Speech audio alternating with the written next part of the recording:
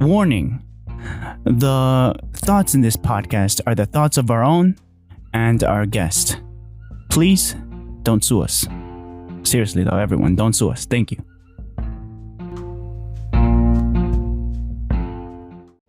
Nowadays, life is intertwined with technology. Let's figure it out.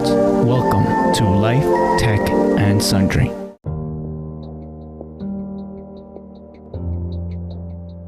Good evening. Tonight in LTS, of course, Life, Tech, and Sundry.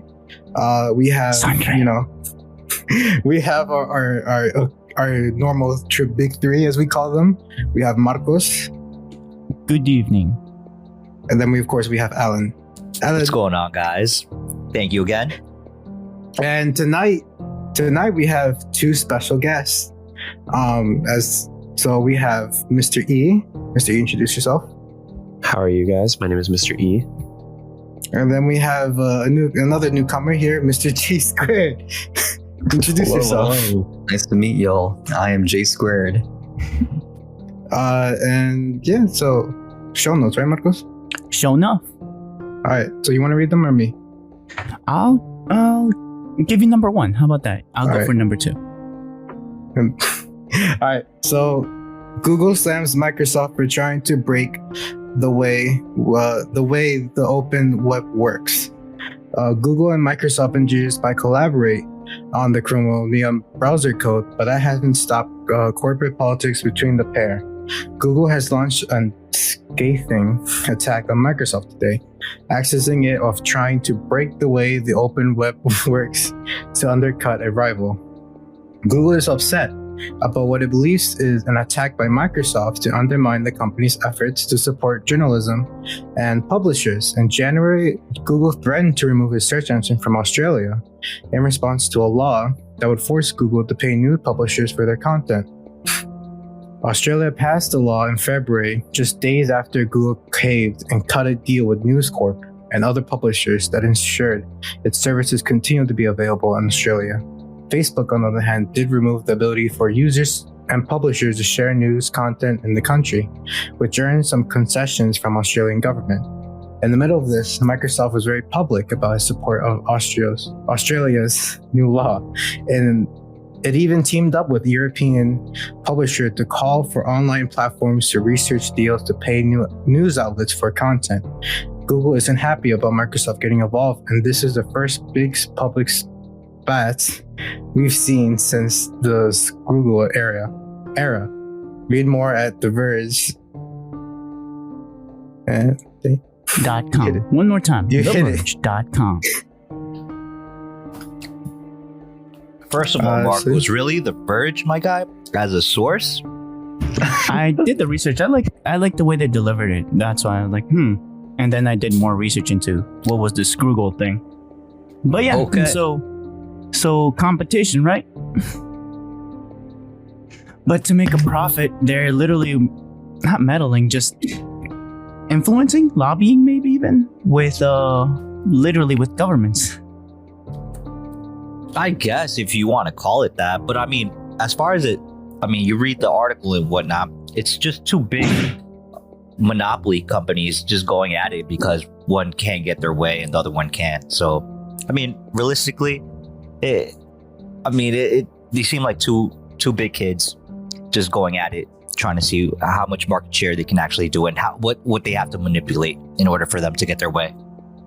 I mean, I don't know. It's funny seeing just like these two big companies just go head to head in what seems like, I don't know, I would say a bit of a childish fight.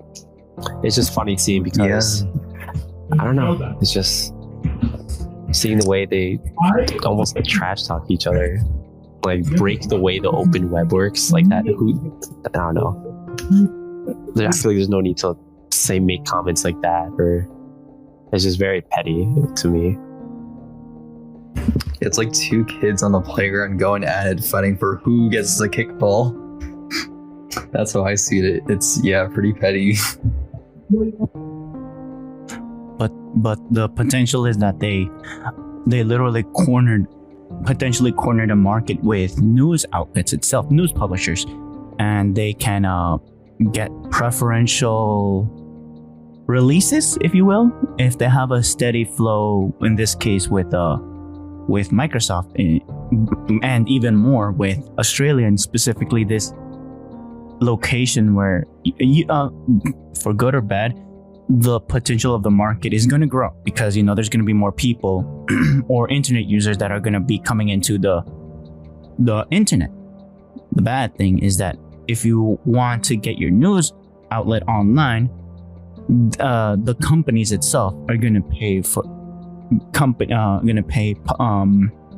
BBC, something like that, BBC or NBC or whatever publishes, MSN maybe even, to be even able to post, which could filter potentially spam publishings, or could potentially influence what gets in front of you, which is good and bad.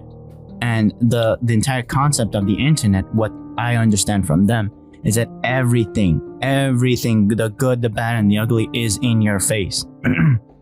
But this can provide a potential filter for the good and the bad and the ugly to come at you on your phone, on your computer. Whatever comes up first are the top bidders or the top payers. And the government specifically mandated it. Imagine what Facebook did. Now, Facebook is in hot water for what happened all of last year with different things and different niche groups. But this is now the news publishing networks. But Marcos, reading this again, I think it really kind of boils down to, so it says right here, Google is threatening to remove the search in Australia. So, I mean, I get it. I get the sense, or I get the intention of what they're trying to do. They're not trying to pay money to potentially news organizations, publishers, or whatever for their content. I mean, you can say it's two sides of the coin, because you can, how much, I guess you could say, news manipulation have we seen throughout the whole year of 2020 up until now? I mean, and not to get political or anything like that, but it kind of just seems to me like if you're going to be reputable in your type of, I guess, area of expertise, in this case being a news outlet or a publisher, it's like you would assume, as a person that reads the newspaper or some sort of article, you would hope that information is, valid, true, or, enter the fact checkers or whatever. Yeah, fact check. Right. Yeah. So, I mean, a lot of the times we're getting, not to misquote or quote Mr. Donald Trump, and say, that's fake news, but we see this all the time, where you turn on Fox News, you get one side of the story, their side of the story, and then you turn on CNBC or whatever the case is, and you get their side of the story, but you never truly get the news. You just get what their opinion is, and it's boiled down to that to a certain extent. And I think this is just another layer of BS that's happening at the moment, where the companies that basically allow you as a consumer to read their articles or search something on their search engine, in this case, i.e. Google or Facebook, or whoever is the person or the source or the search engine you want to use to get your information. They're basically filtering and manipulating and doing all sorts of weird stuff to the information, whether it be true or not, to try to get their way. So again, I mean, do I feel sympathy for them? No, not really. Should these big companies pay the publishing companies? I guess to a certain extent. I mean, at this point, it's like, what are you going to fill your search engine with? A bunch of other, BS situations or things that people are going to search for. I mean, that's why we've seen such a big boom in podcasts and YouTube personalities, because to a certain extent, it's like you yourself can be a news outlet to a certain degree, and you'll have potentially a bunch of viewers watching you, or listeners consuming what you're saying saying or doing through, a podcast or a YouTube video. And I think it really it starts to dawn on these big companies that, you know, there's power in the consumer, like consumer based, you know, type of how can I put it, information now that we can actually have access to through your handheld, your cell phone, your TV, your computer. So I mean, that's as far as I'm able to look at this and assess the article. But I don't know, what do you guys think? Mr. J, Mr. G Square. Oh, I'm like, oh, okay. All right. So I mean, for this is like, it's kind of confusing, to be honest, the article, because it's like, you know, one person is trying to do this, the other company's trying to do that. I really don't see any value in this article particularly. The only thing that I kind of got straight was that Google right now is trying to change the law a little bit in Australia to get what it wants. Like it says here, it's going to remove a search engine from Australia because of the new law they passed. So I mean, it's like in that sense, it's whatever the company wants, because at the end of the day, it's their services that they're providing, and if they feel like something is not worth providing, or a place that, or if it's not worth for them to provide the services here, then they can, you know, get up and leave. But then, you know, the whole play of like Microsoft is supporting Australian government to say, you know, buckle down, don't let them break you down and change the law. It's kind of the part where it's like, it's kind of confusing, because they start off saying Microsoft is attacking Google directly, where it looks like the attack is more of a indirect attack, more sort of like, oh, you know, I'm supporting the person that you're fighting for, almost. So I mean, it's kind of up in the air at this point, especially for the people of Australia. It depends on if Google wants to stay there or not. As far as the quote unquote attacks that Microsoft is getting on them, I kind of see no purpose. I guess it's like to say like, oh, you know, now another big company is also coming into play with this situation. But It's like, are you approaching me right now? Basically. Yeah. But guys, one thing before we assess the situation a little bit further. The thing is that we have to take in consideration that Microsoft, it has its own search engine, being Bing. So it works out to Microsoft's favor. This is probably why they're trying to throw shade at Google, because as soon as Australia gets rid of Google, and again, it's not beneficial for Google, because it's like you're losing market share over there in Australia.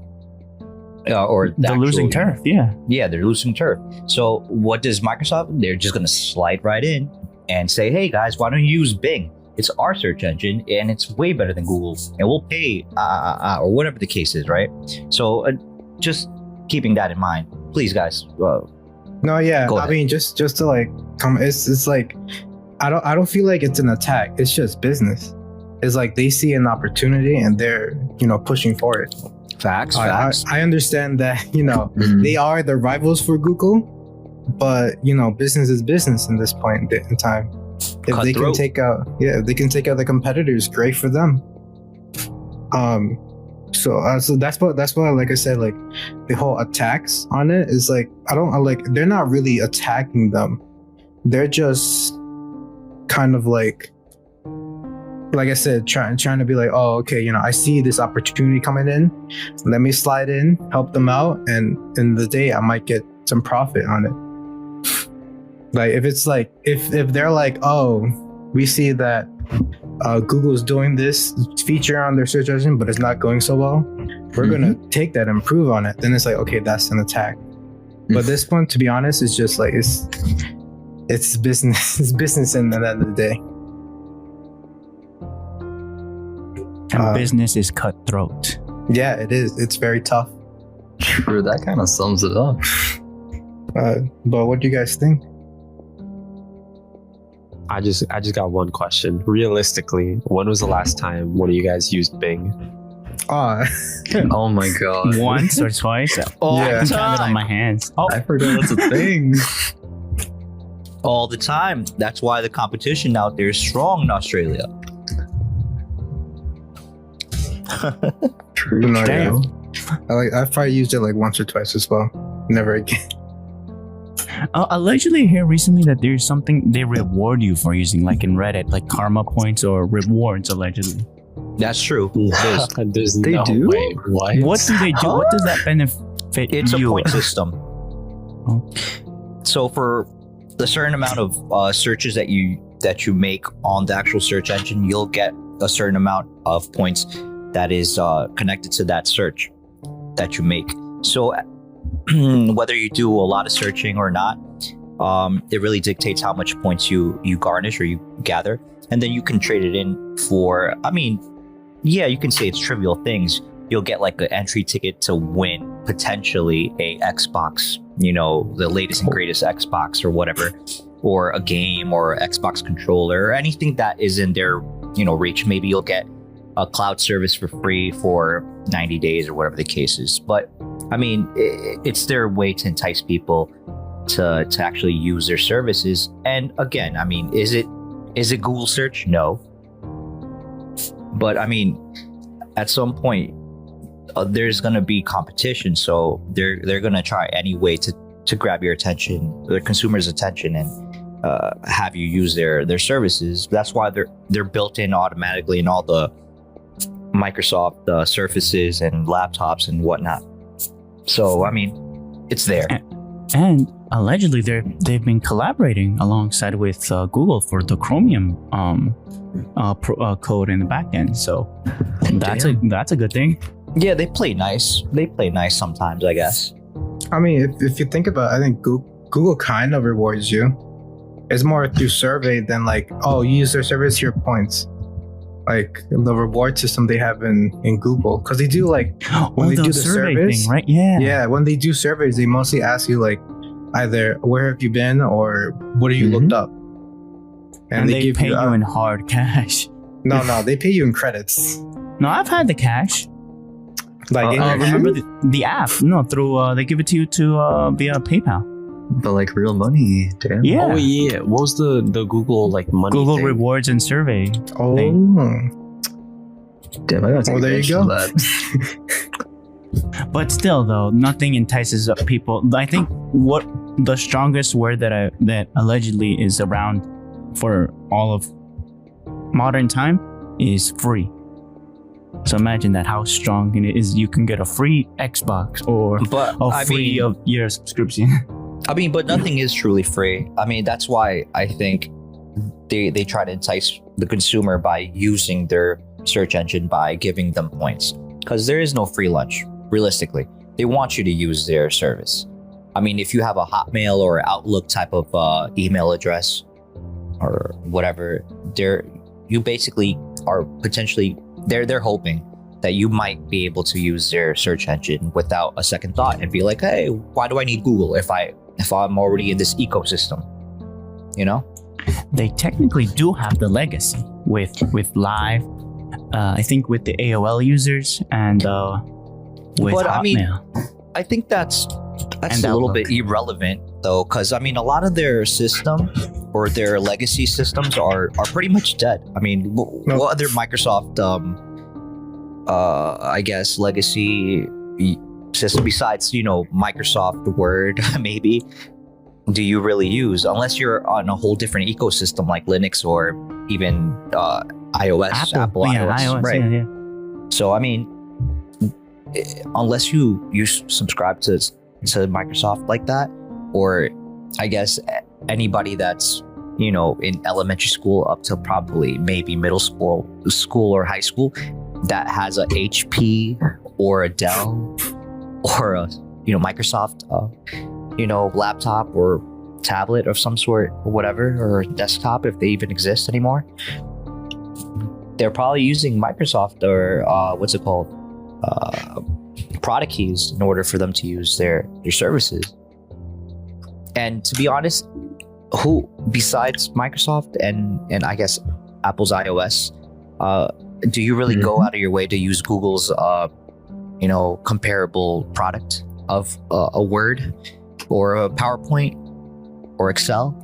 Yeah, that's like a catch-all, PowerPoint or Excel. You just use the brand for Microsoft, not Sheets or Docs.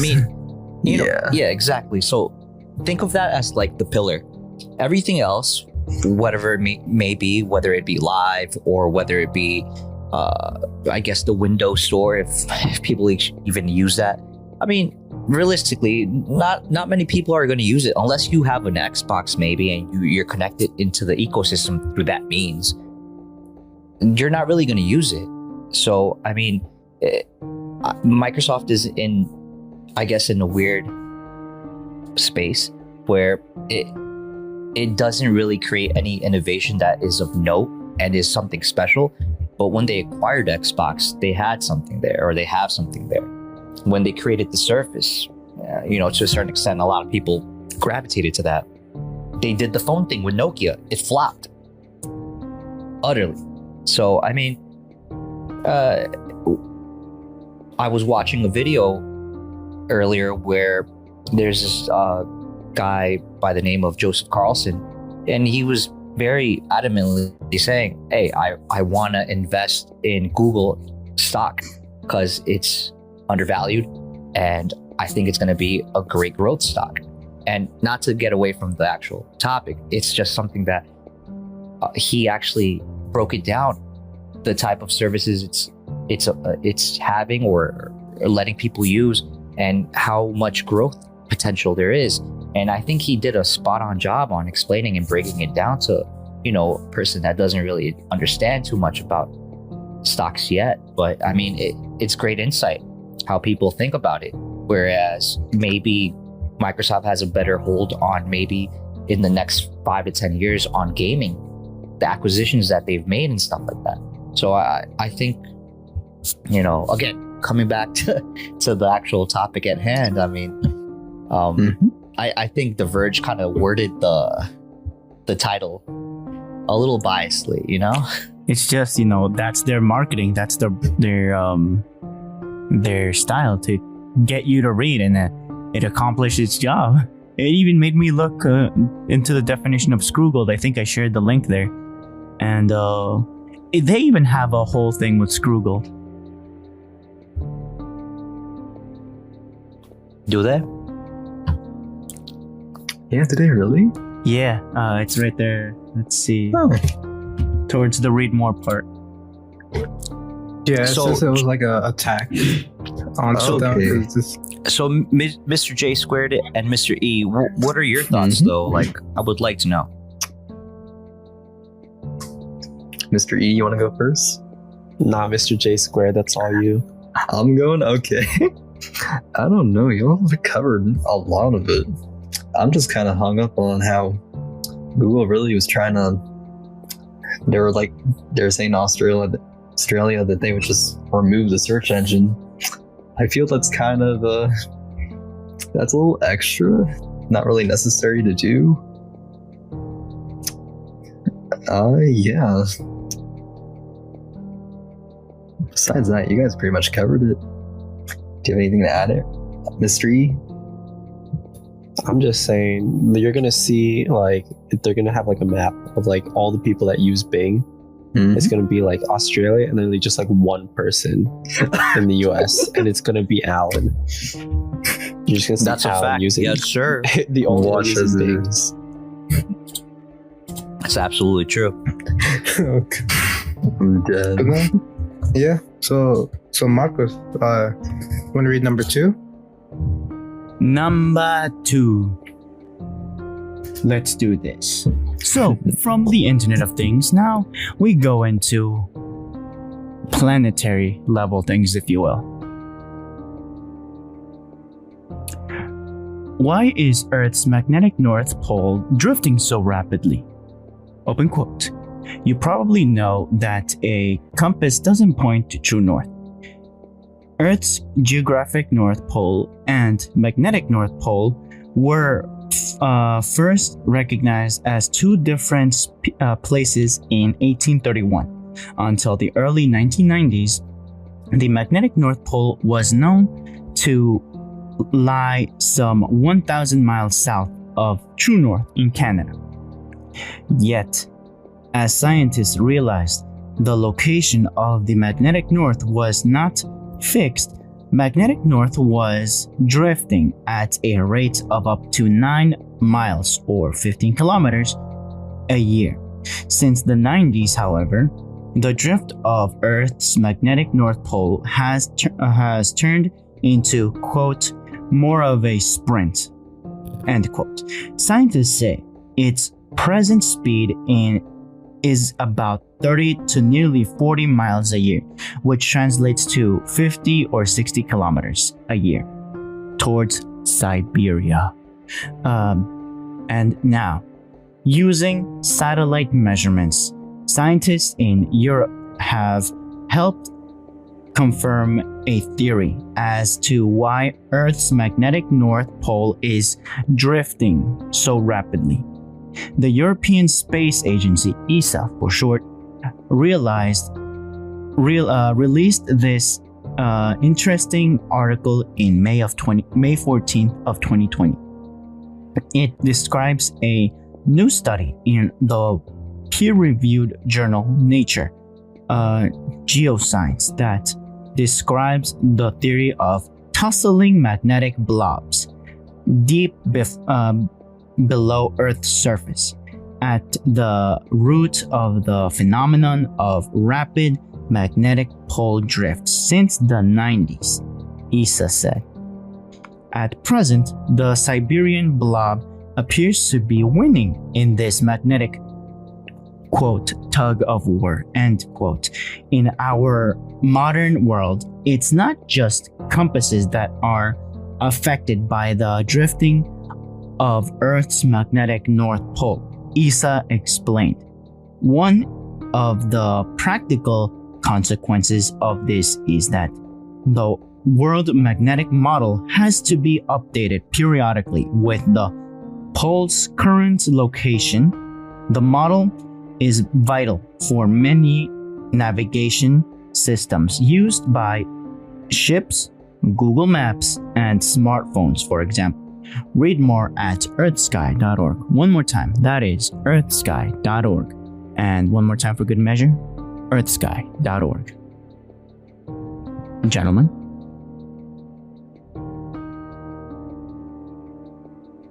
Does anybody want to take that? You should go, Mr. J Squared. Oh, maybe someone else can go first. I'm still organizing my thoughts.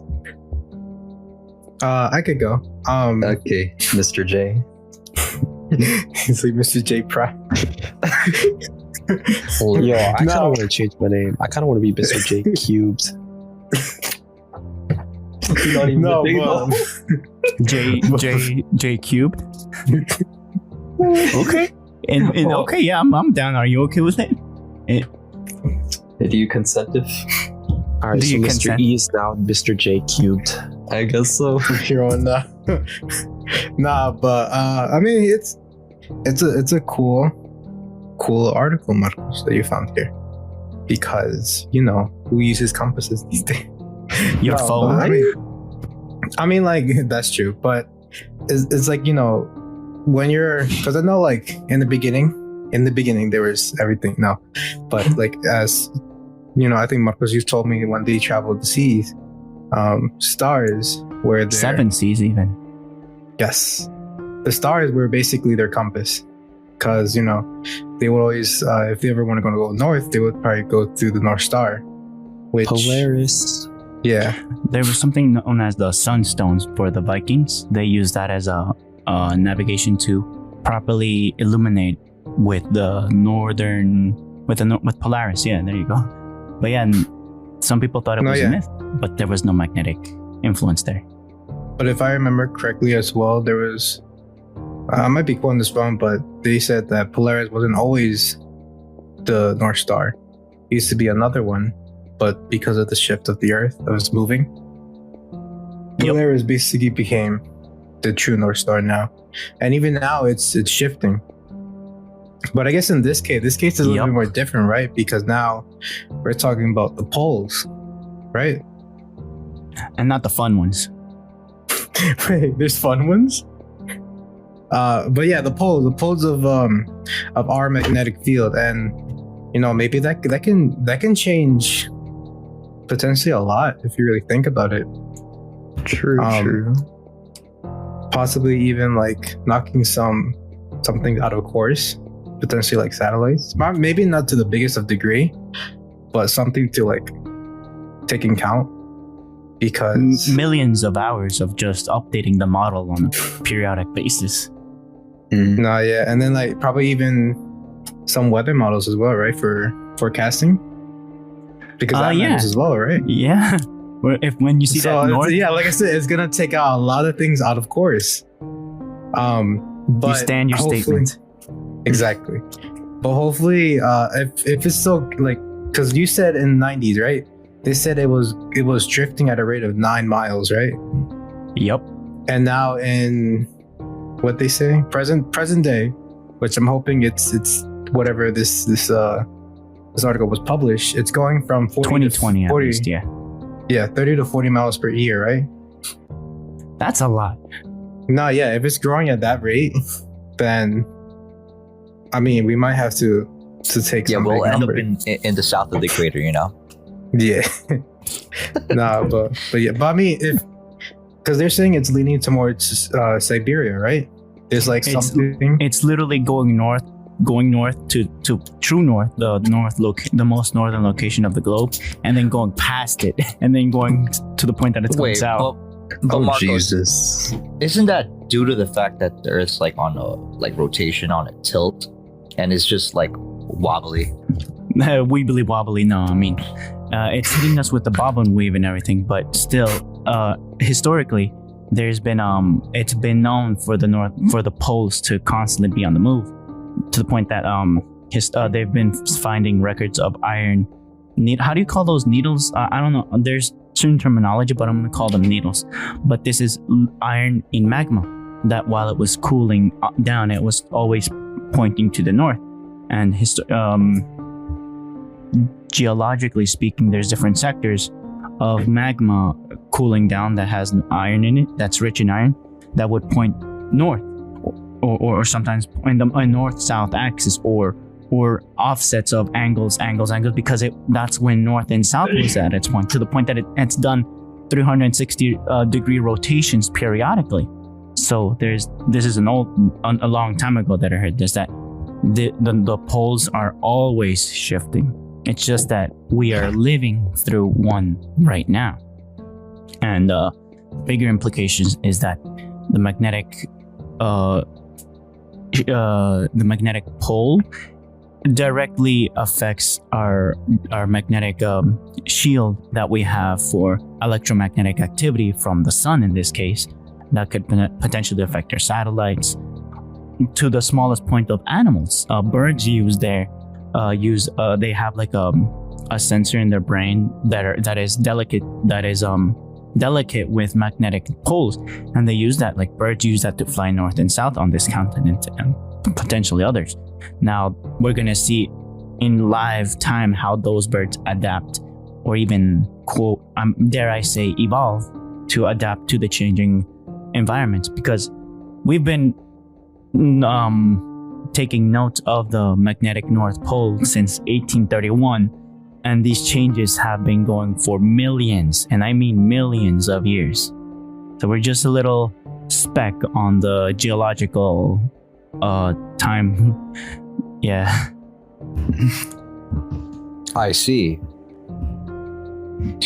But hit him with the challenge. Are you challenging me? Challenging me, Shaggy. Oh, no, I'm not challenging you. I was just gonna say, is that the reason why Elon Musk is going out to Mars, so he can make nice hotels for us over there? That's just capitalism. I mean, yeah, that's what's up. I don't know. I have No thoughts about this one, buddy. We just have to sit back and watch the show. Yeah, watch the magnetic North Pole switch it up, make it go east, west, and then south, or something like that. At some point. The South Pole is also moving across the Pacific Ocean. There you go. We'll have 90-degree weather, at some point. It's hitting us with the bob and weave, with the weave and bob. True. Remember, we've only been here. We've only noticed it for under 100 years. Since 1831 to 1931 would be 100 years. So a little bit over 100 years, if you will. Just shy under. That's super insightful, Mr. Marcos. Thank you. Yeah. So what about the J Squid and JQ? The J Squads, please. Yes, please. It's just, please. I don't know. It's a very interesting situation because it's like very much like out of our control. So as much as we could like, it can cause problems for us being with like navigation and everything like that, and even like eventually affecting our satellites and everything like that. Like, I don't know, like what is it that we can do besides adapt? Just like you were saying with the birds, like we're gonna have to learn to adapt to it too. Yeah, and as one of you said, just enjoy the show. Only we could really do. Dang. Like, have a good time. Pretty much, yeah. So what do you think, Marcos? Do you think we're gonna have like something that can show us like, oh yeah, the poles are shifting? I can feel it in my bones. Sat? Oh, internal organ. No, I mean mechanisms? like maybe something different. Like so I said, like forecasting maybe like different weather patterns, maybe different migration seasons for birds. Allegedly, to elaborate with you, is that we're gonna lose our magnetic, the thing that does the green lights, the aurora lights. Those are effects of actual solar radiation hitting our magnetic sphere, our magnetic shield, which that's electromagnetic arcing across space, and we just see the green light. But when that's moving, I don't know if the magnetic shield is going to go down and we're going to get direct electromagnetic radiation from the sun, which could be a whole different set of things to worry about. We can worry about... Yeah. So, sorry, Marcos. Is that like the ozone layer you're talking about, or the electromagnetic field? Electromagnetic field is something else, yeah. Okay. Thanks for answering my question. No, it's good. And maybe it could even be it could be moving, but we can still have an active shield, which is just... I'm thinking of it as a spaceship, like the Enterprise one from Star Trek. I'm all about shields, my brother. Shields are holding. Beam me up, Scotty. The J Squad, any thoughts? I mean, I said think mine. y'all covered it. I don't really got nothing to add. What about you, J Cubed? Thank you, J Squared. But yeah, I don't know. We're just gonna have to wait and see. Back to I you, guess Jay. so. Jay, Mr. J. The original. Giggity. Oh my god. No, but yeah, I think Marcos. Then we go on to the next section. What do you think is? Which could be the J segment, or we can do the Alan segment. What are you guys' thoughts? I mean, I don't mind. You want to take it, Mr. J? I mean, yeah, let's do it. Let's do the J segment. Let's do the J segment. So, I guess like give you guys more of an introduction, explain who you guys are, what you do. What would you like us to say exactly? Well, Marcos, do you have anything in mind? Yeah. Anything specific? Oh, you want me to Alan, start off the Q&A? Oh, Yes. yeah, Alan, sure. Alan, Yes, hit us with please. the Q&A. Give us a Alright, little so- guide, if you will. So again, for all of our listeners, thank you for joining LTS this evening. We'd like to thank again Mr. J Squared and Mr. J Cube. Trying to keep names out of the actual content this evening. So Not we're confusing gonna at all. definitely right. we're definitely going to go through a couple of questions that perhaps Mr. Marcos might have. Obviously, Mr. J Primal, has, and myself. Now So you're we're basically primal. gonna. I guess so. So we're basically gonna ask the typical, who you are, what are you doing, no, what do you do for a living, how's life treating you, and what are your projections for Q2, Q3, and Q4 of the rest of the year, as far as investments, schooling, or working, if it's not too much to ask. And if there's anything that you don't feel comfortable with, answering, don't worry, you don't have to answer it. And just a Alright. quick You could always rundown, just say pass. right? Pass. And so it's just a quick rundown of a basic Q&A. So who you are, what do you do for a living, and Alright.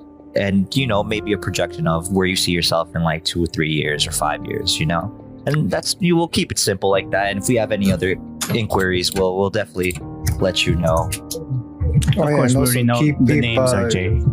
No, yeah, but on top of our names, keep any other names yeah. to a minimum Any- as well.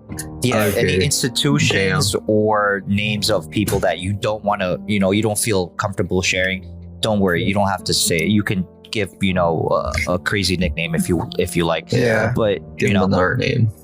yeah. Like You're from Log J, Narnia. from this- Like McGonagall. Right. Yes. All right, Al. So you wanna... if Yes. so basically we'll start off with J squared, and then Okay. we'll go to J cubed, and then so basically, so who you are, what do you do for a living, and where do you see yourself in the next 5 years? Okay, well, I'm 19 years old, and my major in college is computer engineering.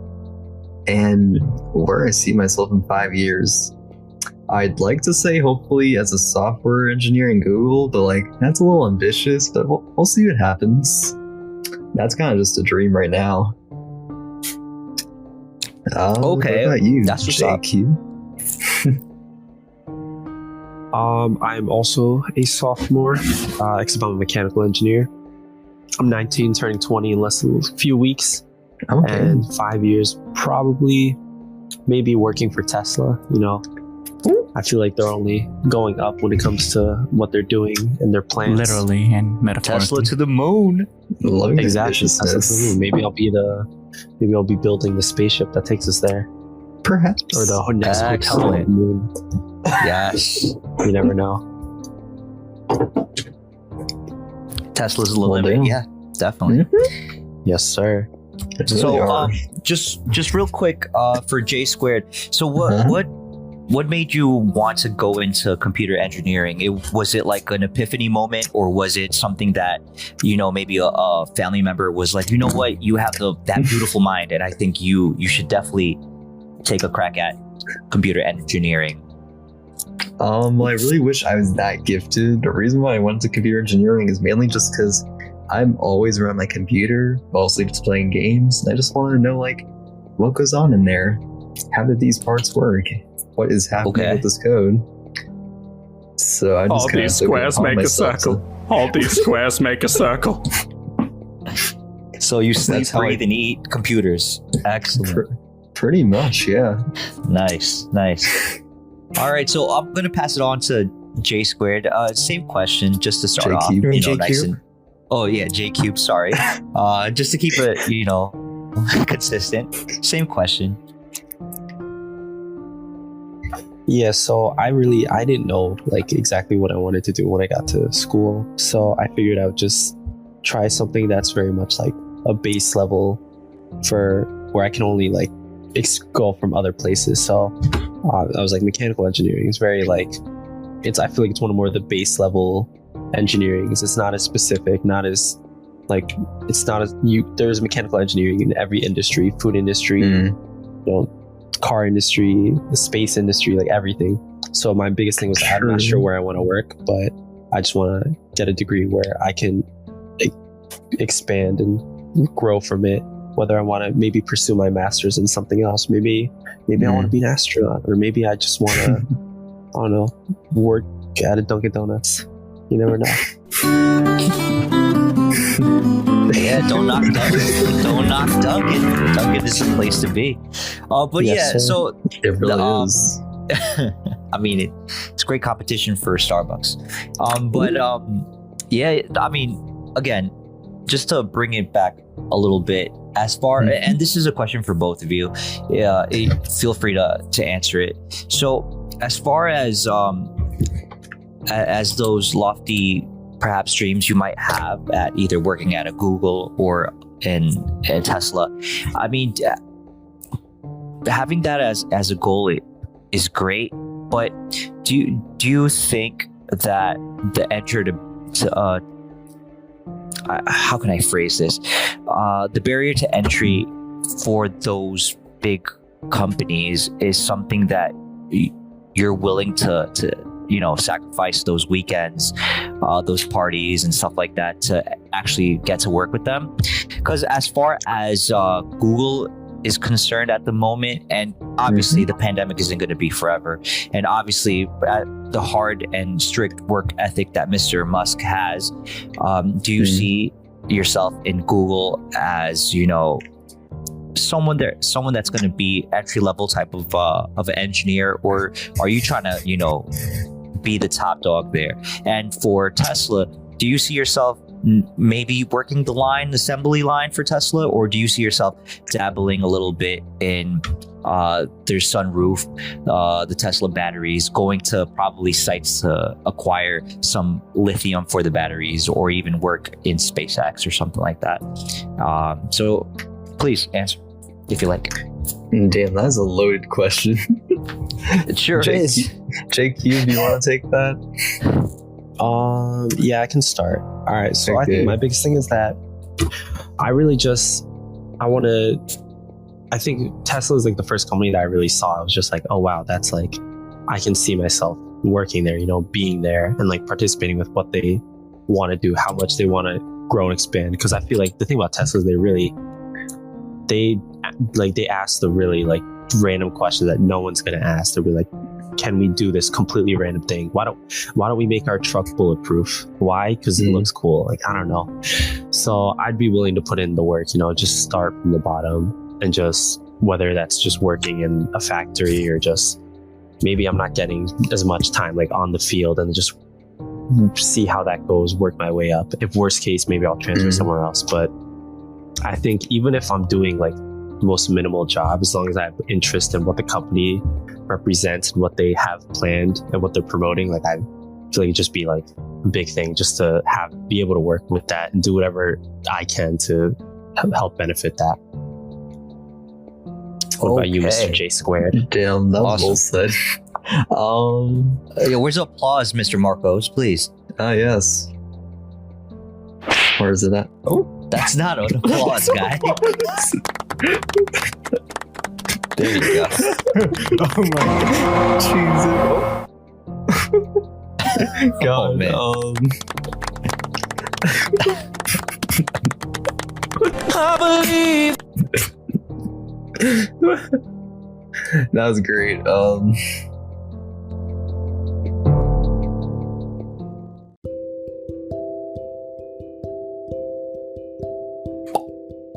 Salutations, Marcos here. This is a message to all the listeners out there.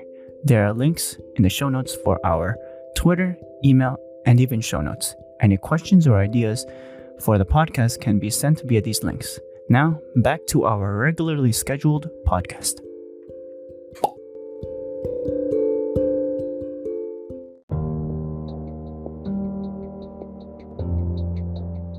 Okay, honestly, Like you cut, G. I'm dead. I will be the one to decide. Okay, Marco. Alright, I think I'm ready. Okay, so to build off what J Cube said, I feel like it is important to see if you really do fit with the company. I honestly don't know if I will fit in with Google. I just know, like, hey, it's a very big tech company. It's a very good goal to set for yourself. Albeit a very ambitious goal. We will see if I can get there, but if not, that is okay. I'm down to settle. And also personally, I am kind of lazy. But some companies, they do like that. Because you always do find the quickest way to get something done. Absolutely. Yes. Yeah. So yeah, we will see if Google is happening or not. If not, that's totally okay. That's pretty much my piece. All right. Very good, sir. Very good. Thank you. So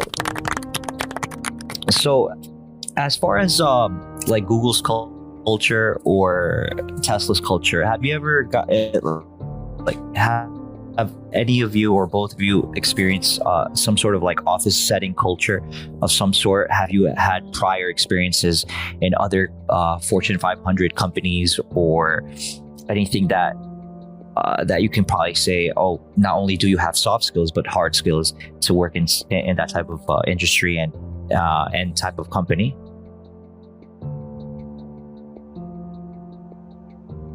Oh, absolutely. JT, My have sophomore year of high school. Oh.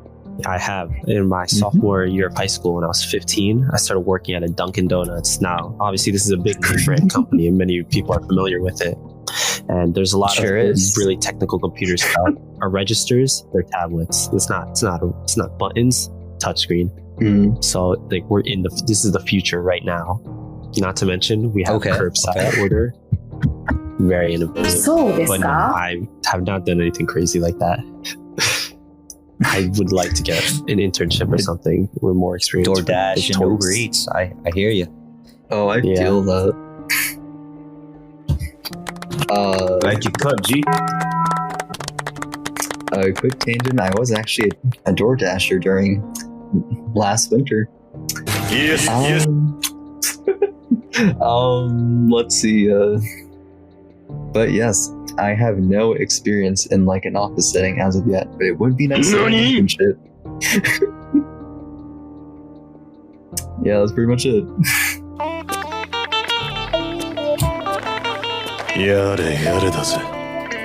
Well said, Jojo. So, all right, guys. I think as far as school and work is concerned, we've pretty much got those questions out of the way. Now to dive in a little bit into your not personal life per se, but more on your actual. What are your goals as outside of going to work for a big name company? Do you have anything else that I guess what we call like passions or interests that you have that are outside of your school or your work? Okay, JQ, want to go first?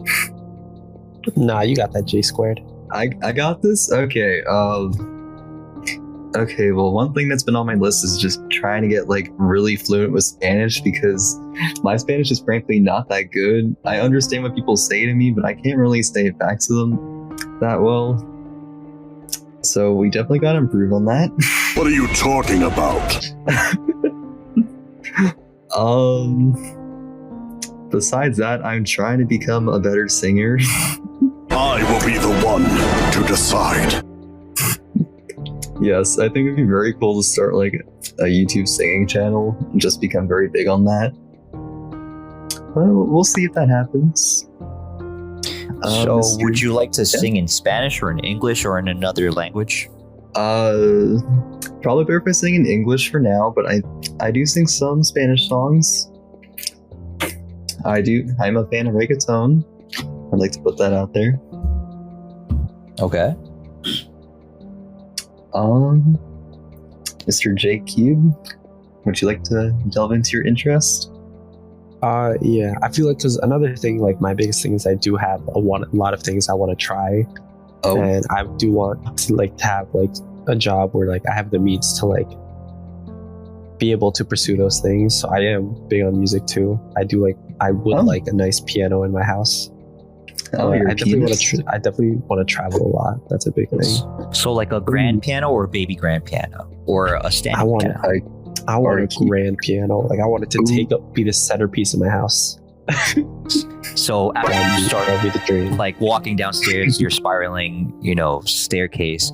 You get to the living room, and there it is. Is it all black, all white, or is Yes. it sort of all- a crazy color? All black.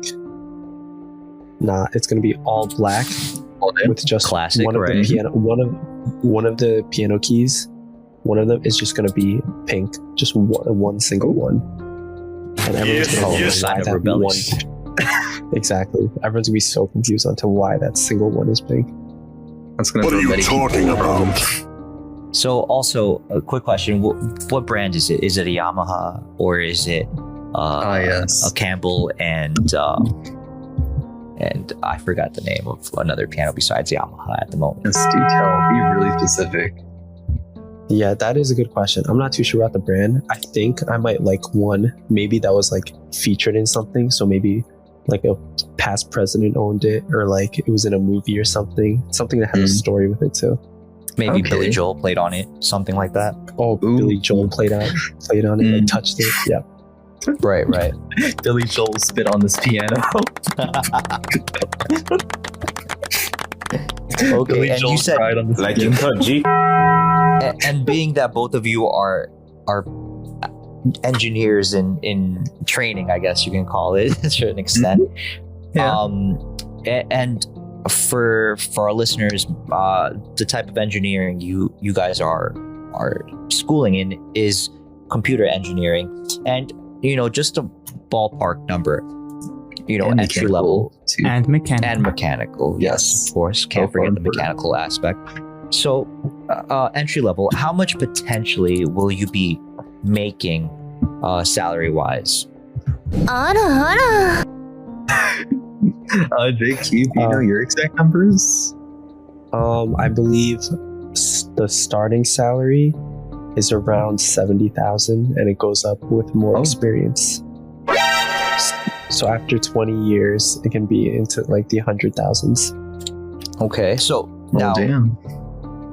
now, being that you didn't finish your statement, you said you wanted to travel more, and both of you, it seems like, have bucket lists to a certain extent of things that you want to check off that list. And you said traveling, if I'm not mistaken, Mr. J Cube. What are places that you would like to actually go and visit, or is there something that you would like to do in specific, or particularly do something in a place like Paris or London or Lebanon or XYZ? Or is there Yeah, any what would you like somewhere to in go? particular that you want to be there right now or go there as soon as possible? So definitely Europe. I guess I would like to do Italy first, somewhere, but definitely Europe. I'm big on photography too, so definitely just want to travel Europe and take as many photos as I can. Because my biggest thing is also I do want to, when I settle down, I want to be able to look back at everything. I want to be able to, besides the piano, just like a grand wall of just all the photos I took during my adventures. Oh, damn. Right. So DSLR or your iPhone? What was that? Which So type of your camera is- Yeah, DLSR. Why do you even say it? DSLR. Sorry about that. DSLR, yes. or would you just take your iPhone? No, I what do you- have my I have a Canon. I forgot what kind it is. Yeah, but what camera do you have? I'm trying to remember. Hold on. I'm trying to Yeah, remember. drop the name. the I think it's like. Is it a Canon Rebel? Canon Rebel T7. That's what it is. Oh, nice. Do you Damn. have changing lenses for that? Do you have other lenses or?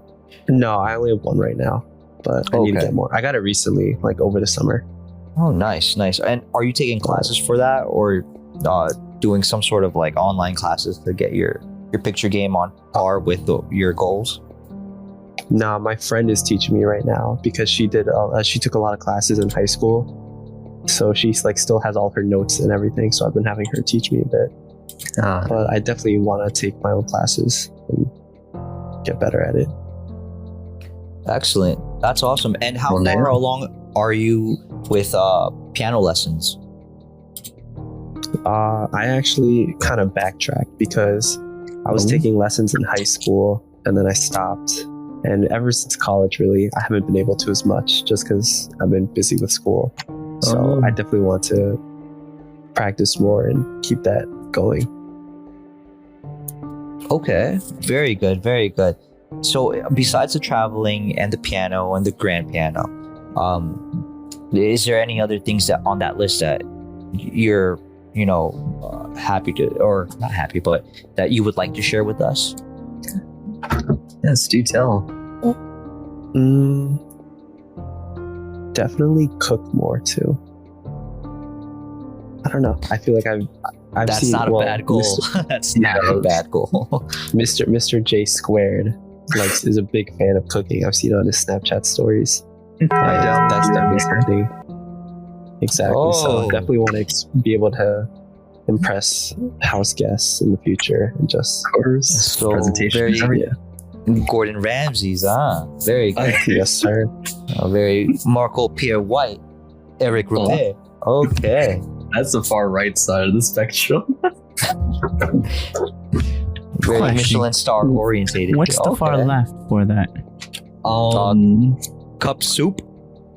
Yeah, just like setting fires in your kitchen, You're burning water? like you're playing Sims. Damn. I'd say that's the far left, just not being able to cook at all, Yeah. burning everything you touch. Convenience store food all day, basically. All right, so we'll move it on. Thank you, Mr. J Cubed. We'll move on a little bit to Mr. J Squared. Do you have any goals or any bucket list that you would like to check off, or there's something in specific, in particular, that you would like to check off that list? Damn, that's a loaded question. Okay, well, I definitely would like to get back into singing, maybe take some more lessons, because I have not done it since high school chorus. And similar to J Cubed, I have not been practicing as much because of school. That's just kind of been taking the wheel. Question. Yeah. Are you like a soprano or anything like that? Oh, I'm when you definitely were a studying? tenor, I would say. I can hit a lot of high notes that most guys cannot.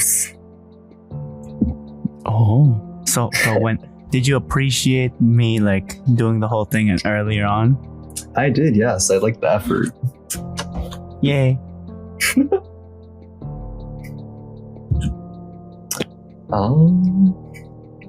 Any other questions?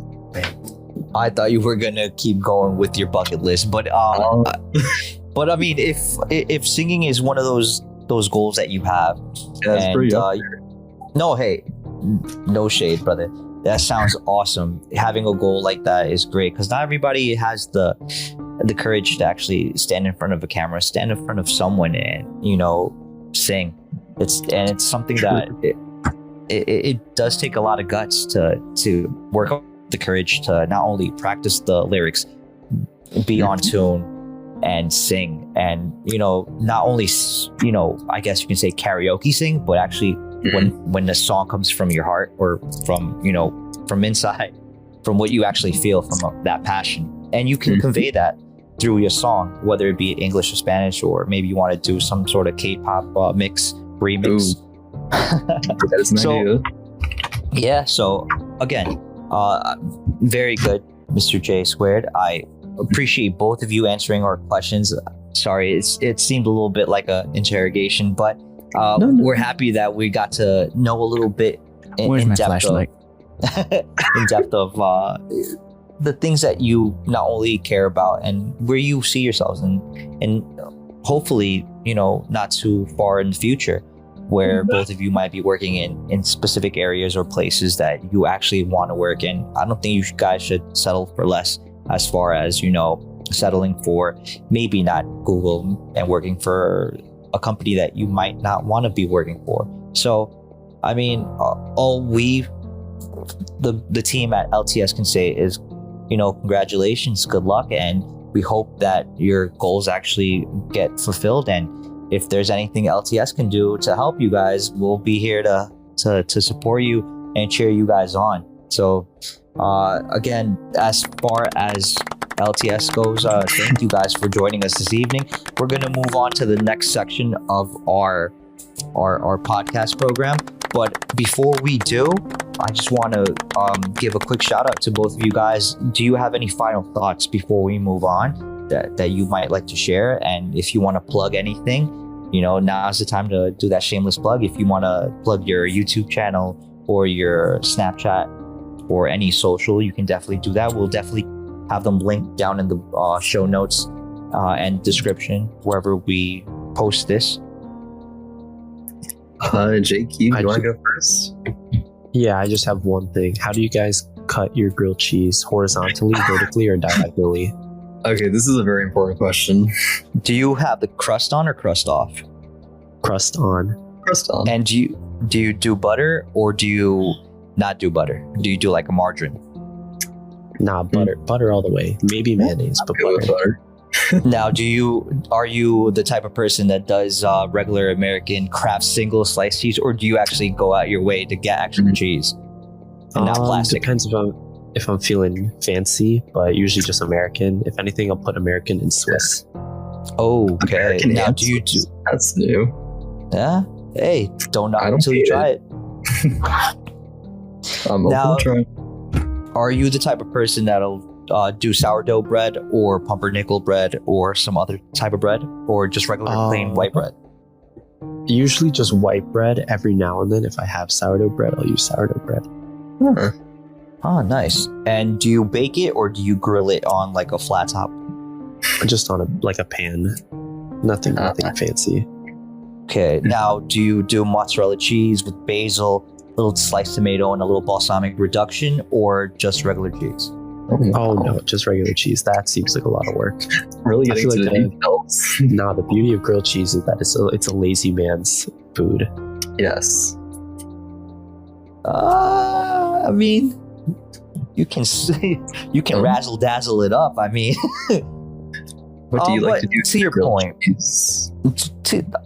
Well, we'll get to that point a little further down in the All right. in the podcast. But I mean, just for me personally, I do it diagonally. Huh. I don't know about you guys. For myself, if it's hot, I'd cut it diagonally, but generally I try to eat it like in one piece. Dang. Like a sandwich.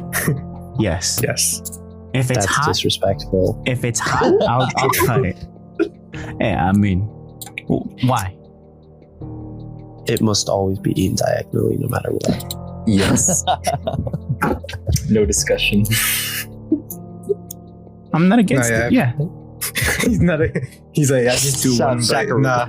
I just That go. sounds whole, I just sacrilegious, go right? ham. Yeah, But he's like, Marcos has no respect. I have no loyalty like, towards cheeses. What is this blasphemy? How dare you? If they taste good, if I'm in the mood and whatever I have in the fridge and it tastes good, I'm gonna chow down on it. Maybe you have a little brioche, you toast it with a little butter, have a For little a brie roll. cheese in there. How about a There you go. Portuguese roll? Marcos is like, this is no torta, so I can't give it respect. We're sitting Nah, there. come on. This isn't roosters. What's the Get name of this. those sandwiches in English? What? Wait, what? The tortas. A torta is still a torta. That's torta. Here, there, and in China, In anywhere. China? That's the torta. China. China. I cut So- I cut my diagonally. What about a croissant sandwich? Diagonally, yes. There. Yes. Oh, very good. Yes. Your You cut the cross sandwiches. I'm hungry now. I'm glad I had that Food snack sounds beforehand. good right now. It does. It really does. All right, so Nah. final thoughts, guys. Mr. J Squared, J Cube. Any final thoughts before we move on to the next section? Team J. J Cube, are you trying to plug something? I'm Someone? alright right now. No, not right now. Anyone? okay. Yeah. Okay, Food is on okay. the mind. Food is on the mind. I got distracted from the grilled cheese. I'm no, also I Little don't gonna have anything. provolone, little Munster, little Swiss, Ooh. little American. Good times. Good times. Yeah.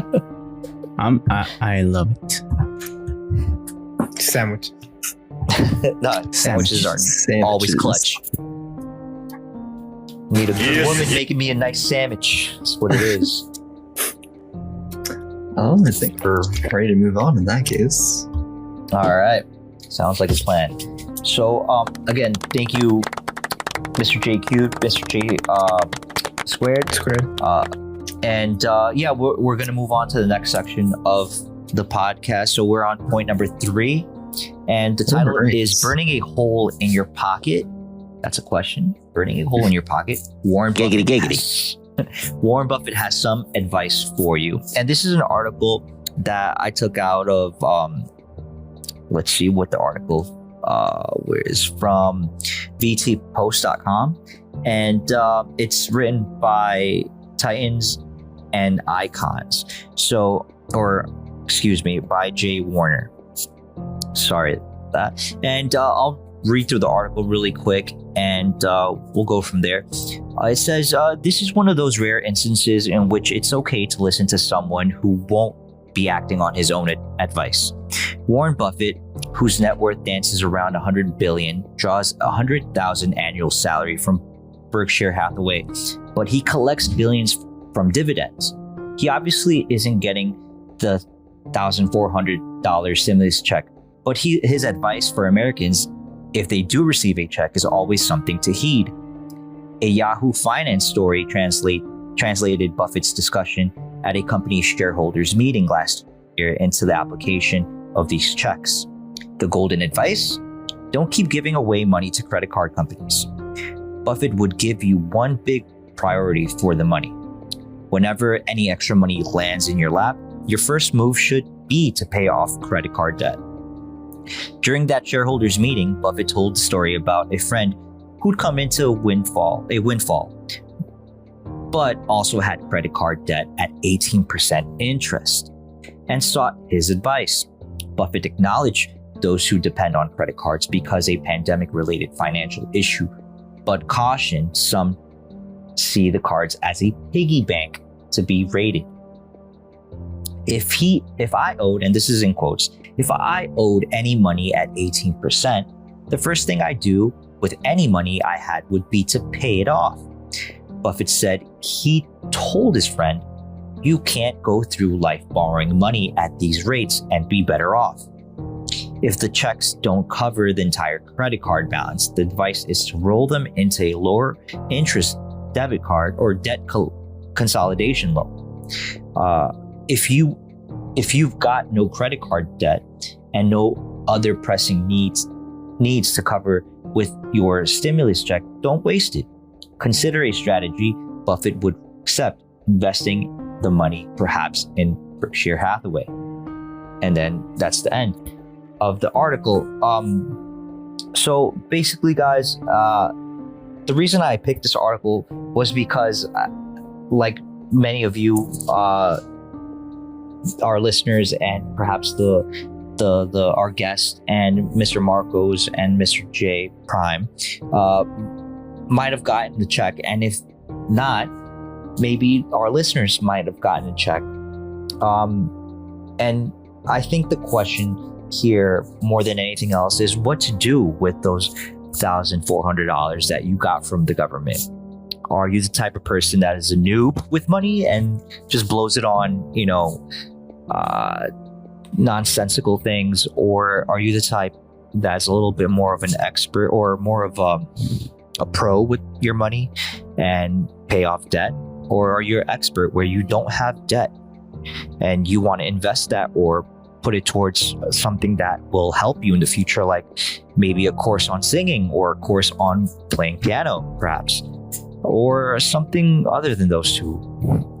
So my question for not only the listeners, but for our guests and Mr. Marcos and Mr. J Prime would be, what would you do with that $1,400? Or what did you do if you did get it, if you'd like to share? As for me, basically what I did was invest the money into myself by paying off some credit card debt and definitely buying a course online for what's it called? For playing the saxophone. So yeah. Guys, your thoughts? I'd offer myself to go last, so everyone else can go. Wow. Okay. Does anyone really want to go next? I was gonna say I can go. All right. For me, J Prime, text the floor. just use, just using it to. I bought a Switch. No, I'm kidding. No, but That's a great investment, buddy. no, I wish, but no, I just use it for little bills here and there. That's basically it. Little bills. Do you Yeah. want to mention something along the lines Food. of what you would consider food? Okay, very good. Very Yes. good. Food, not gasoline, not rent, but food. Yes, because food is essential. Yes, essential workers. You hear that? Feed my cousin. Yes. But no, yeah, just I guess like, it's more of like just everyday things. Not so Definitely, much like, definitely. Right. not so much like a big, like I said, like a Switch being nice, but like not today. It's like Wow. realistically, what are you gonna spend with the 1,400? Right? Yeah. I would buy a graphics card, but they're too expensive. That's an idea. and nowhere That's an idea. That's an expensive idea. yeah, and they're nowhere to be found. Yeah, no, So- good luck trying to find a good one. So other than that, just everyday stuff. What do you think, Marcos? Okay. Yes. Maybe some applause for Mr. J Prime. Oh, he broke something. That's not the applause button. What is? Here, I'll give you better, Marcos. What are you Oh, talking? never mind. What are you talking about? Here we go. Marcos, your thoughts? Well, no joke. I was talking with my boss. I work at the courthouse. A few days ago, but my response off the bat was clear my debt 100% with my credit card. Very good. Very smart, buddy. The best thing I can do is stay on zeros in debt. Right. All we want to see is zeros, in our checks, not in our debt. Yeah, I mean, yes, please. Yes. But yeah, and for me, personally, I recently invested on. I don't know if you guys can hear it. I'm talking through another microphone. Hey now, what's up, Hey Mike? now, hey now. What are you a- talking about? A Sterling ST-155. Fancy. Yeah, So is it silver plated now? it is. I don't know. It is fancy plated. I don't know what kind of plated. Oh, But yeah, damn. it's- $200. Yeah, there you go. And he's like, oh, he found it. High quality taste. Exposed. Then again, I'm using a Blue Yeti. Well, are you No Googling shame. it? No There's shame. no shame over here. My first microphone was a 71, an Audio Technica AT3035, made in Japan. Sounds like the Terminator, but yeah. Wait, what was the mic again, Marcos? A Sterling Audio ST-155. Oh, about this one. And I also used beforehand to clear off my other debts, with sharing over here the different things, specifically credit card. And yeah. But yeah, I cannot emphasize enough, clearing your debt is essential. You're on top of the game with credit cards if you're on low debt to near zero debt, if I have anything to say about it. Yeah, it's either that or investing in a bunch of anime figures, scale figures. Those are great. Oh, the Or, Dutch or NFTs, wink, wink, nudge, nudge. I mean, we can start making some non-fungible tokens. Why not? The J squads. What about the J squad? Yeah, definitely. Jake, you want to take it? I mean, I haven't touched my stimulus check yet, and I'm like Oh no. putting it off. I'm like, because I'm not sure yet. Because when it comes to my plans for it, I don't have too many debts I have to pay off right now. Besides,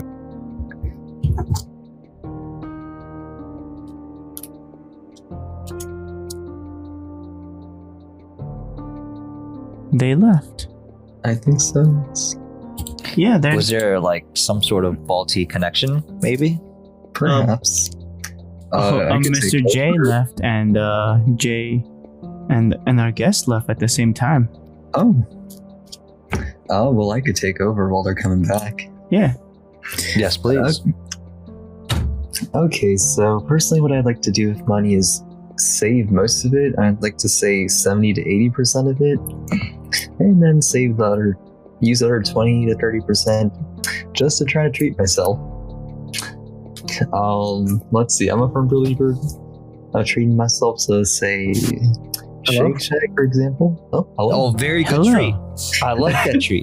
Of course, albeit a very expensive treat, one you should not have every day. Maybe once a week. It's probably the golden rule to go by. Is it the smoke shack, or I am a Smoke Shack person. very good, sir? A man of culture, I see. Hell yeah. And any sides in particular? Do you do the French fries, loaded, unloaded? Oh, we always do loaded French fries. Very good, sir. Damn. Very good. Now, And do a you do double the? Yes. You can tell the young metabolism there. Right. I was gonna ask, do you do the shake, or do you do the 50-50, or do you do something else? Oh, I like to do the large lemonade. That's good. That's good. I run pretty frequently, so I just burn it right Right. after. You don't do the milkshake. Extra thick. I do sometimes. Yes. But I want to be like extra things. It's like I also do the running. I run from my house to the Shake Shack to get my Shake Shack fix. Okay, that's cardio. We like to see it. Which we can do. And when I mean run, I mean hop in the car and drive it over there. Ew. You know. He's running. There's a bit of walking involved. Somewhat, yes. I Yeah. instant transmission into the whip, so That's me. But yeah, lastly, I'm a pretty big saver. okay, very frugal of you. Very frugal. Now, do people interpret your frugality with cheapness, or do they say, do they applaud you? Hey, this person knows what they're doing with their money. I'm probably not as frugal as other people, but since I do like to treat myself pretty often, I'd say I'm like not all the way at the far left of cheapness, but like maybe at the 25% mark. Is that That's not top bad, 25 or lower 25? Oh, man. Say like the left side is frugal and the right side is like I spend all my money. I'm like closer to the left side. But like There's no shame. Paradise. There's Yes, no of shame. course. There's no shame. yes, because you never know when you'll need that money. That's true. Very true. You gotta save. I would have pegged you for a person that enjoys a nice cold one, that they offer at Shake Shack to go along with that. Well, I'm Smoke technically shack. not of age, so Hey, no shame here. No judgment. You're in the judgment-free zone. Maybe a little We bit, will but not. I still, still thought we we were. were I still thought we were in the milkshake. When he said cold one. Yeah, I did say that, but wait. That's Alright, what Oh. flavor of milkshake are we going with though? are you doing good question. are you doing the vanilla chocolate one, or are you doing the strawberry one? I feel Or are like you chocolate's the doing move. I'm pretty chocolate? chocolate. chocolate all day over here. like strawberry sometimes? I like the Sometimes. cookies and cream one. Very Oh, fire. wait, Yes. That's also a thing in Shake Shack. Yeah. I'm changing my answer. Cookies and cream. Anything with Oreos, we're going for it. Yeah. Oh, Yeah. very good. Very good. All right, so now that we know what one of our guests is going to do with their stimmy, would our other guests that didn't finish would like to continue? GG's, my friends. GG's. Maybe JQ, he kind of got cut off earlier. I did get cut off, but yeah. So I haven't touched it yet. I'm not sure what my plan is. I definitely want to do some research, see if I want to invest in something or put it towards something, or just hold on to it for a rainy day. But as of now, it looks like holding on to it for a rainy day is the best option for me. All right, so rainy day account it is. Very good. Very Yes, good. sir. Now, do you keep that in a savings, or are you going to keep it in your checkings or in a high yield savings or brokerage? Savings for now, because I know if it's in my checkings, I'll be tempted to touch it. Especially if I'm walking past a piano store or something like that. Tempted to touch. like, it is yes, yes. It is, yeah. It is time. I choose you. Oh god. Have you pre-pandemic, Tim? Have you gone to a piano store and just gently caressed the piano and says one day? So, see, I'd like to do that, but I also don't, because not many people go into piano stores unless they have the intention of buying a piano. So if I'm just You don't going say, there, I'm just here to peruse. Just here to if I'm just in there to mess around, especially because all the people that work there, they're like expert pianists. It's like, hey, know can what I they're just doing. come in and touch this piano and play it, even though I don't know how to play? Please. Even though I could play like Mary Had a Little Lamb. Well, during COVID, it probably won't fly. Yeah. You'll be surprised. You'll be What? surprised. There's some people some companies or outlets or stores that are selling certain things that they'll do anything for a sale at the moment because they're just that short of Oh my god. business. Do you really mean anything? Well, Yeah, anything? hey, I don't know about that line that you guys want to cross. But I mean, they have they might have some sort of like procedure to like clean and disinfect or whatever the case is. But yeah, I mean, they'll let you play the piano. They're or gonna touch need an to clean instrument. after they're done selling Of that piano course. for you. And the only reason I say is because last time I stepped into Sam Ash was like maybe, what was it? It was February? No, I'm sorry, January.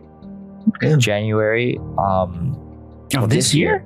Yeah, this year I went to Wow. Sam Ash. Yeah, I went to go get a new carry case for my keyboard, and yeah, so I people were there playing the guitars, touching instruments. It's a nice place walking into those. It's very relaxing.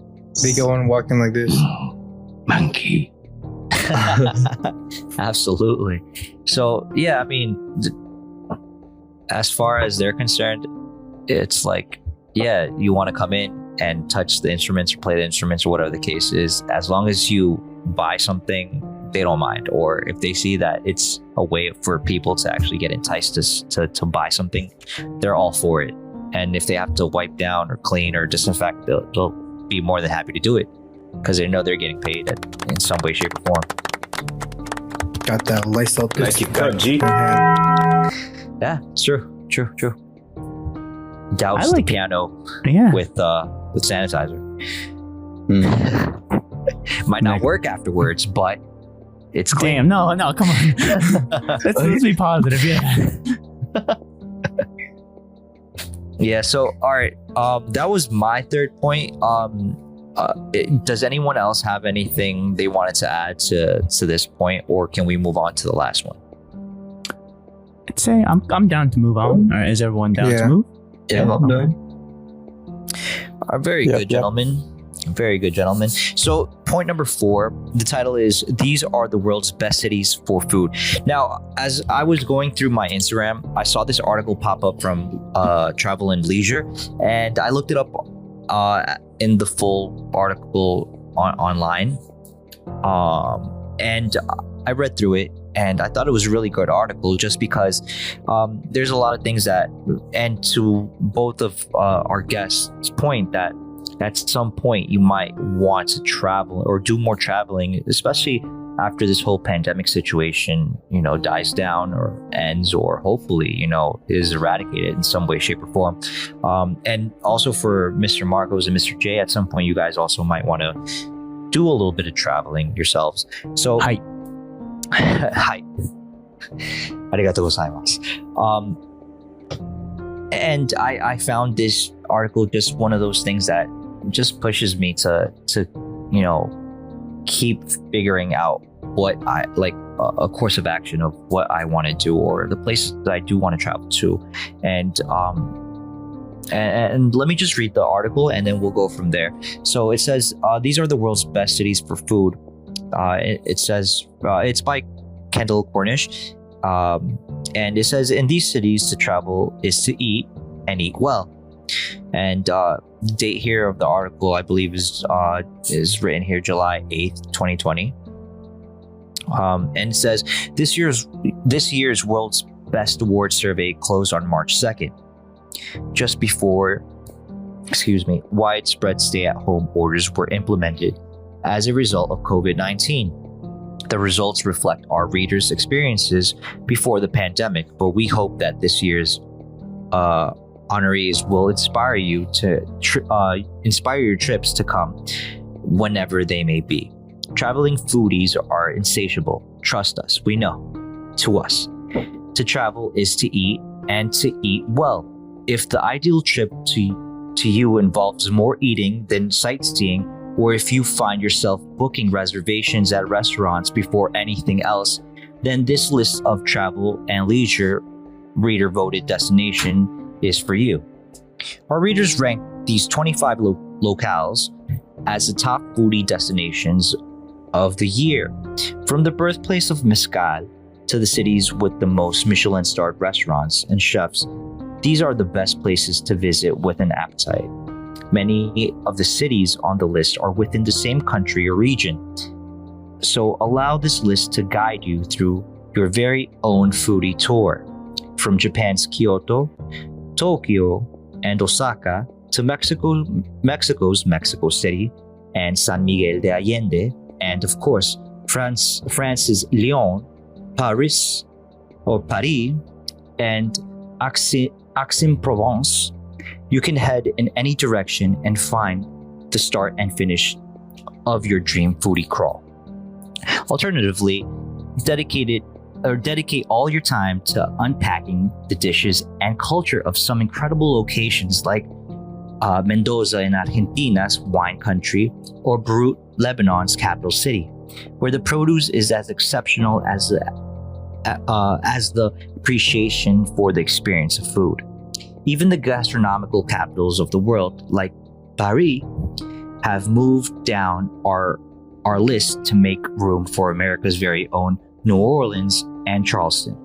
Let your curiosity rather than your established palate lead you on your next trip. Forget your favorite foods and instead travel with an open mind, knowing the myriad of dishes waiting for you to try them. And again, I thought this article was phenomenal for just the simple fact that it got or at least for me, it got me thinking on places that I probably would have never really thought about going. Like Miguel de Allende or San Miguel de Allende, that would be probably a place I would love to go. And speaking of San Miguel de Allende, I know for a fact that the actual HQ for Casa Dragones Tequila Joven, it is made there and is produced there, and HQ is there. So that might be somewhere I would like to go. Also, Aix-en-Provence, it's a beautiful countryside south of France, very close to the Mediterranean Sea, where I can just imagine myself, enjoying good French food, French bites, and being next to the Mediterranean. So places like that. And of course, definitely gonna have to go to Kyoto. I already went to Tokyo. I want to go back, and I definitely want to travel to Kyoto to just enjoy the food out there. So places like that, I would love to experience, go and have a good time out there and eat.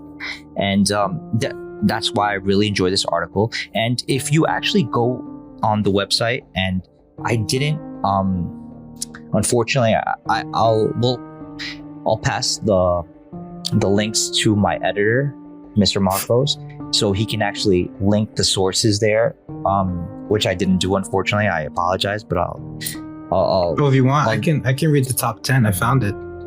Oh, did you? Great. Yeah. I mean, if you like, that would be awesome. Yeah, so after the little splurge, they have the top 10 here. Number 1, they have Oaxaca, which is the birthplace of mezcal. They say it comes first. This place comes first this year. It's known for its way and marries its culinary traditions. Think molotos, fresh, soulful dishes with innovative flavors of modern Mexican cuisine or cooking. Number 2 is Beirut. They said that the capital city of Lebanon draws in culinary talent from all over the world, but it's the traditional dishes crafted by Lebanese chefs themselves who continue to impress year after year. Number 3 is New Orleans.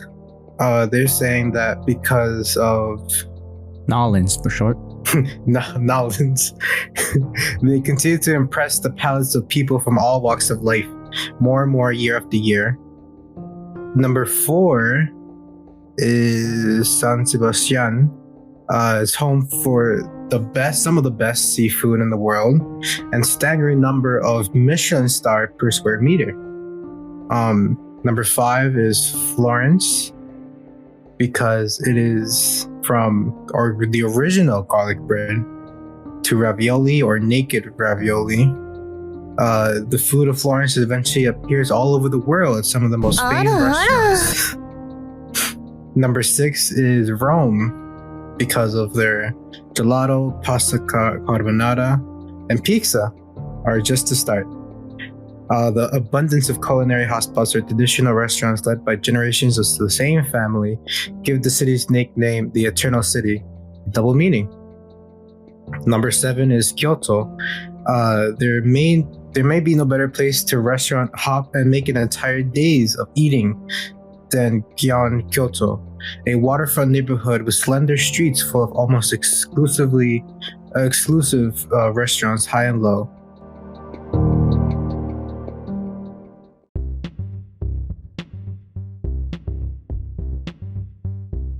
Hey there, this is Marcos. This is the end of part 1 of the LTS podcast. Come back on part 2 for later on the week. Right, Josue?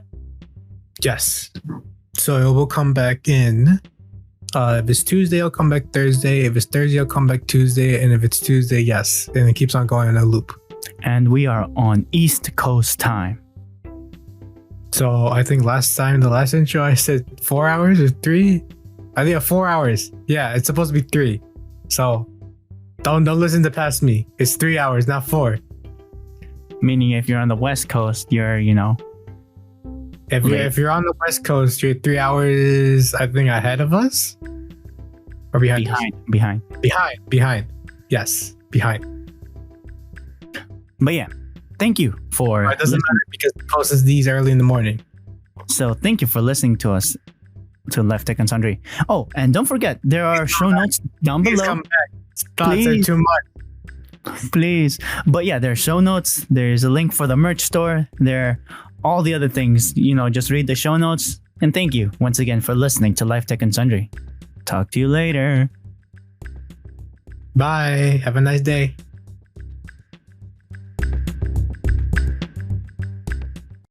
Hi there. Thank you for tuning into the LTS podcast. All the notes and more can be found in the description. By the way, we have a social media page where content is posted regularly.